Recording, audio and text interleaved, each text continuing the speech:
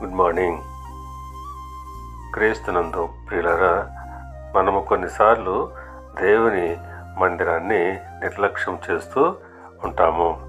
అందును బట్టి కీర్తనాకారుడు అంటున్నాడు, కీర్తనల గ్రంథము 84వ కీర్తన 10వ వచనము, నీ ఆవరణంలో ఒక దినము గడుపుట 1000 దినముల కంటే శ్రేష్టము. అవును ప్రియులారా,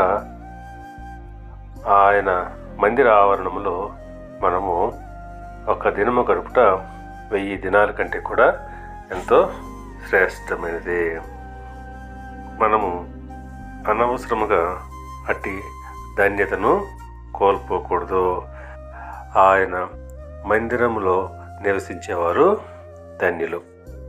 అందుబట్టి సామెతల గ్రంథకర్త అంటున్నాడు, సామెతల గ్రంథము 8వ అధ్యాయము 34వ వచనము, అనుదినము నా గడప యొద్ద కనిపెట్టుకొని నా దారబంధముల యొద్ద కాచుకొని నా ఉపదేశము వినువారు ధన్యులు.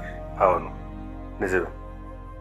ఆయన గడప యొద్ద, ఆయన ద్వారబంధముల యొద్ద కాచుకొని ఆయన ఉపదేశాలు వింటే అవి మనకెంతో ధన్యకరమైనవి.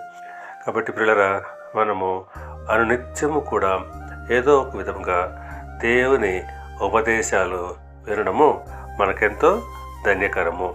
దేవుడు మిమ్మల్ని దీవించి ఆశీర్వదించి వర్ధిల్ల చేయనుగాక. ఆమేన్.